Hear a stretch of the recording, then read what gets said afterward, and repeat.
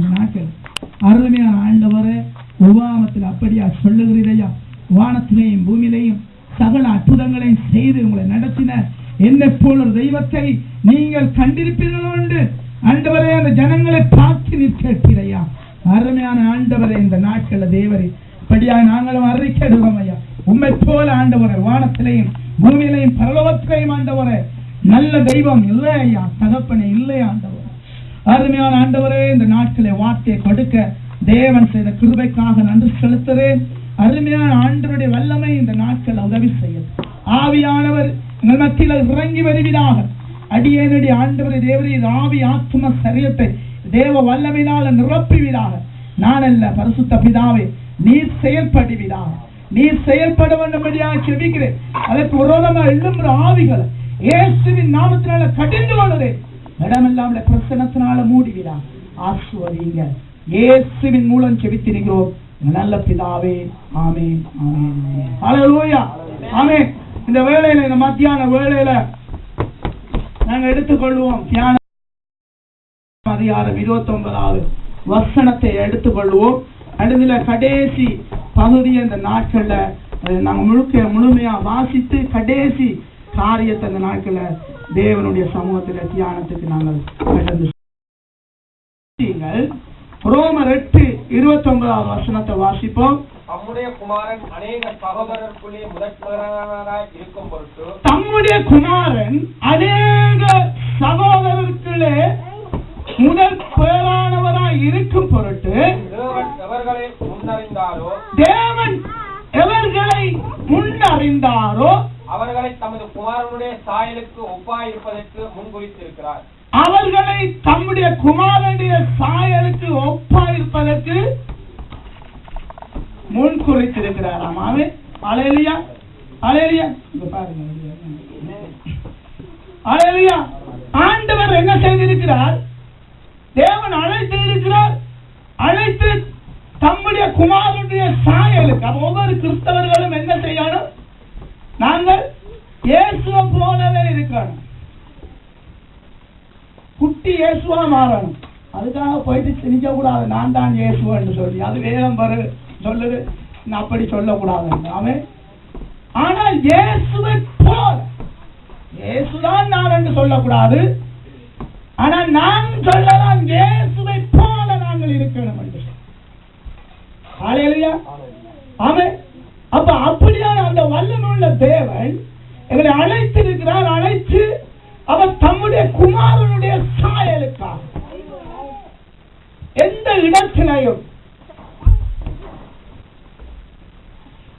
இடத்திலையும் நாங்கள் குமாரனுடைய சாயலை போல, தேவனுடைய சாயலை போல நாங்கள் இருக்கணும் என்று வேதம் எங்களுக்கு சட்டவும் தெளிவுமாக இந்த நாட்களில் சொல்லுகிறது. ஹல்லேலூயா, ஆமென். அப்ப ஆண்டவராகிய தேவன் தம்முடைய குமாரனுடைய சாயலின்படி நாங்கள் இருக்கணும் என்று அவர் வாஞ்சிக்கிறார். அப்ப அப்படி சொன்னவர் நிச்சயமா அதை செய்யவும் அவர் வல்லமுள்ள தேவனாய் இருக்கிறார். அவர் இயேசுதானே, அவர் கடவுள் தானே, அவரால் இருக்க முடியும், நம்மளால் எப்படி இருக்க முடியும் என்று நம்ம அறிக்கை விட்டோம் என்றாலே அந்த அறிக்கையை சத்ரு கொண்டு வர அறிக்கைதான். வேதம் தெளிவா சொல்லுகிறது, தம்முடைய குமாரனுடைய சாயலுக்கு நாங்கள் இருக்கணும் என்று தேவன் விரும்புகிறார். அல்லேலூயா. ஆனா அவருடைய குமாரனுடைய சாயலுக்கு நாங்கள் இருக்கணும் என்று சொன்னால், தேவனை போல நாங்கள் இருக்கணும் என்று சொன்னால் அது எங்களால முடியாத காரியம். மற்றமைக்குதான். ஹல்லேலூயா, அவன் அப்படியான அந்த தேவன், அந்த வல்லமையான தேவன் எங்களோட இடப்படுற வல்லமுள்ள தேவனா இருக்க. நம்மால ஒன்றும் செய்ய முடியாது. ஒரு சின்ன காரியம் கூட வேதம் சொல்லுகிறது. எப்படி என்று சொன்னால் வாசிக்க வேண்டாம். யோவான் 15ஆம் அதிகாரத்தில் ஆண்டவர் சொல்லுகிறார், என்னில் நிலைத்திருங்கள், நாங்களும் உங்களில் நிலைத்திருப்பேன். உங்களில் நிலைத்திருப்பேன், என்னில் நிலைத்திருங்கள், நானும் உங்களில் நிலைத்திருப்பேன். கொடியானது திராட்சை செடியில் நிலைத்திராவிட்டால் அது தானாய் கனி கொடுக்க மாட்டாது. ஹல்லேலூயா, ஆமென். ஆண்டவர் சொல்லியிருக்கிறார், என்னில் நிலைத்திருங்கள், நானும் உங்களில் நிலைத்திருப்பேன். கொடியானது திராட்சை செடி. அப்ப நாங்கள் கொடி, திராட்சை செடி என்னும் இயேசு கிறிஸ்துவில நிலைத்துதான் விட்டால் தானாய் கனி கொடுக்க மாட்டாதது போல நீங்களும் என்னில் நிலைத்திராவிட்டால் கனி கொடுக்க மாட்டீர்கள் என்று ஆண்டவர் சொல்றார். என்னை அல்லாமல் உங்களால் ஒன்றும் செய்ய முடியாது என்று ஆண்டவர் சொல்லுவார். அப்ப இயேசுவை போல நாங்கள் மாறணும் என்று சொன்னால், இயேசுவை போல நாங்கள் இருக்கணும் என்று சொன்னால், எப்பொழுதும் அவரோடு இசைந்திருக்கிற வேளையில, அவருக்கென்று நாங்கள் நேரத்தை கொடுக்கிற வேளையில, அவருக்கென்று நாங்கள் வேதத்தை நாங்கள் எடுத்து தியானம் பண்ற வேளையில நிச்சயமா நாங்கள் தேவனுடைய குமாரனை போல அவருடைய சாயலாக மாறலாம். அல்லேலூயா. எந்த இடத்திலையும் நாங்கள் மாறலாம். அல்லேலூயா. அல்லேலூயா. ஆமென். அப்ப ஆண்டவர் அதை வாஞ்சிக்கிறார், ஆண்டவர் விரும்புகிறார். அப்ப ஆண்டவர் வந்து நான் என்னுடைய ஜெபத்தில நான் ஆண்டவரிடத்துல ஒவ்வொரு நாளும் கேட்கிறது, இரவு ஜெபிக்கிற வேளையிலும் கேட்கிறது, ஆண்டவரே உம்மை போல எங்களை மாற்றுங்க, ஆண்டவரே உம்மை போல எங்களை மாற்றுங்க, ஆண்டவரே. நாங்கள் கேட்க நிச்சயமா ஆண்டவர் எங்களுக்கு உதவி செய்வார். அல்லேலூயா.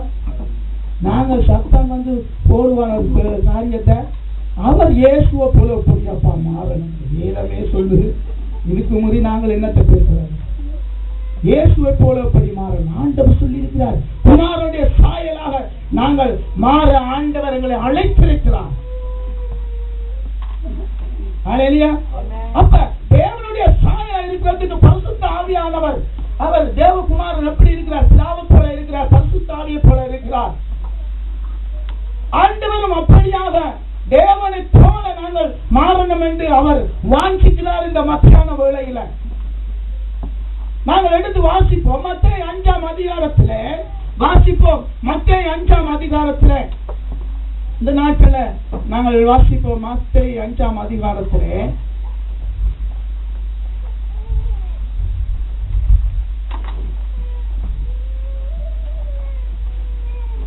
24வது வசனத்தில் அந்த வாசிப்போம்.